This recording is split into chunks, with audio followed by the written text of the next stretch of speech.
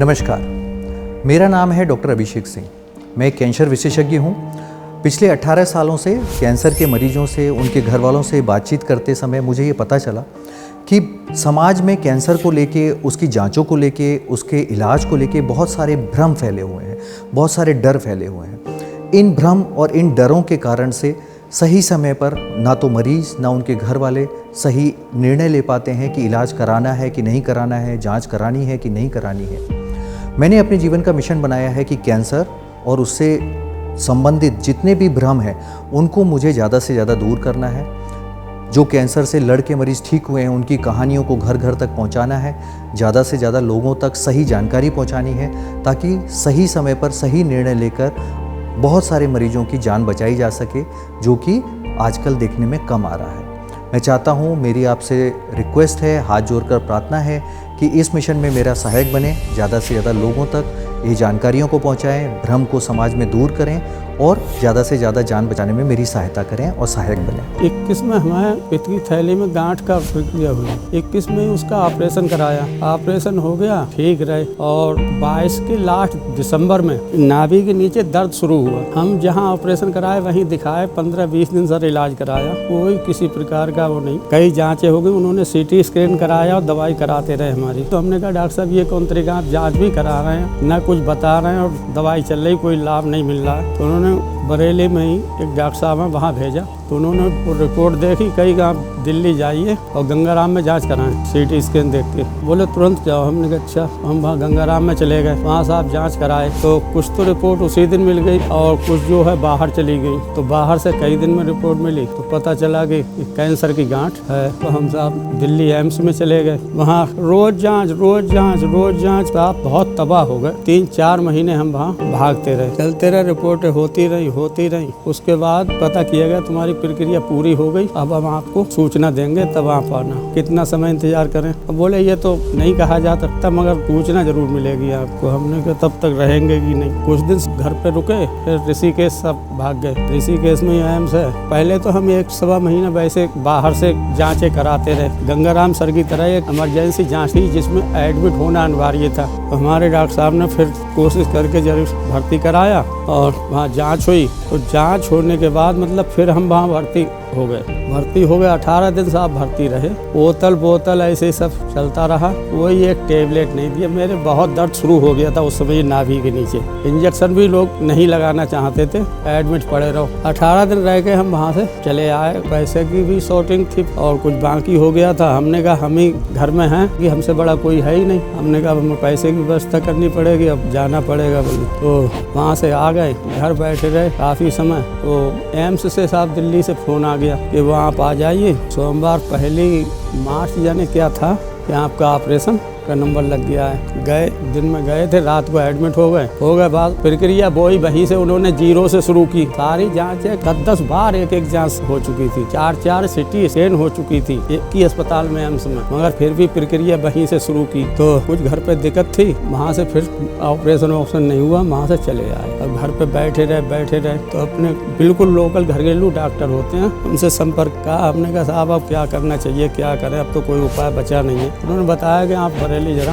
दिखाई जाओ, बाकी तो जो होना है वो होगा ही। तब साहब यहाँ आए जुलाई में यहाँ आए, डॉक्टर साहब से बात हुई। उन्होंने कहा ठीक है, दवाई करो, बाकी आगे पता लगेगा। साहब दवाई तभी से शुरू कर दिए। कई बार जांचें होते या बीमारी को पकड़ते कई बार समय लग जाता है और ऐसे में मरीज परेशान होकर कई अस्पतालों में भटकता रहता है। और कभी कभार ऐसा भी होता है कि किसी ने अगर डाउट भी बता दिया कि कैंसर लग रहा है तो मरीज सीधे बड़े अस्पतालों या बड़े शहरों की तरफ भागता है। इसमें काफ़ी समय बर्बाद हो जाता है और बीमारी को भी बढ़ने का समय मिल जाता है। बीमारी किसी चीज़ के लिए नहीं रुकती। आप जांच के लिए कहीं और जा रहे हैं, आप इलाज के लिए कहीं और जा रहे हैं, कैसे भी आपका अगर समय निकल रहा है, बीमारी बढ़ती रहे। महेश चंद जी के साथ में कुछ हद तक ऐसा ही हुआ। वो अपनी बीमारी की जांच के लिए कई जगहों पर गए, बड़े बड़े अस्पतालों में गए, बड़े बड़े शहरों में गए और इस समय तक उनकी बीमारी काफ़ी बढ़ गई थी। उनकी पैंक्रियाज में गांठ बनी हुई थी और वो गांठ आसपास के हिस्से में भी फैल गई थी, पेट के दूसरे हिस्सों में भी फैल गई थी। और ऐसा होता है कि जब ये गांठ ओवेंटम में और बाकी जगह डिपॉजिट्स बनाती है तो वहाँ से लीकेज होता है और उस कारण से पेट में पानी बनना शुरू हो जाता है। जब वो हमारे पास आए थे तो उनके पेट में पानी काफ़ी बढ़ गया था, उससे उनको सांस में तकलीफ होने लगती होती थी, पेट में दर्द होने लगता था तनाव के कारण से, और उल्टी महसूस होती थी। खाना पीना कम होता जा रहा था, उस कारण से उनका वजन गिरता चला जा रहा था। वो हमारे पास आए थे सिर्फ इसलिए कि पेट से पानी निकाल दीजिए। पेट से पानी निकल जाता है, हमें आराम हो जाता है। पेट से पानी निकला,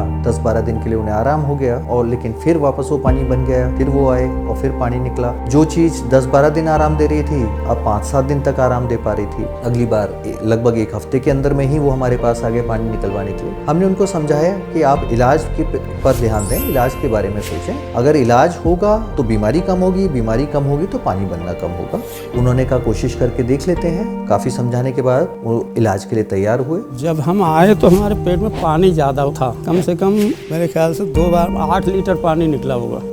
ये दर्द था, वो दवाइयाँ दी गई तो दर्द रुक गया। हम डॉक्टर साहब से कहा हमारी स्थिति तो पहले ही खराब हो चुकी, कुछ बस का नहीं है, कहीं ठीक है, तुम घबराओ मत और थोड़ा इलाज कराओ। उनका कीमोथेरेपी हमने शुरू किया। अगेन उनको भी फाइनेंशियल इश्यूज थे, पैसे वगैरह अरेंज करना मुश्किल था। उनको हमने हैप्पी पपेट की तरफ से बहुत कम दाम में दवाइयाँ अरेंज करवाई, बहुत डिस्काउंटेड रेट्स पे उनके लिए दवाइयाँ अरेंज हुई, और कीमोथेरेपी के साथ में उनका असर आना शुरू हुआ। जो पेट में पानी बन रहा था, जो तनाव बन रहा था, वो काफ़ी कम होता चला गया।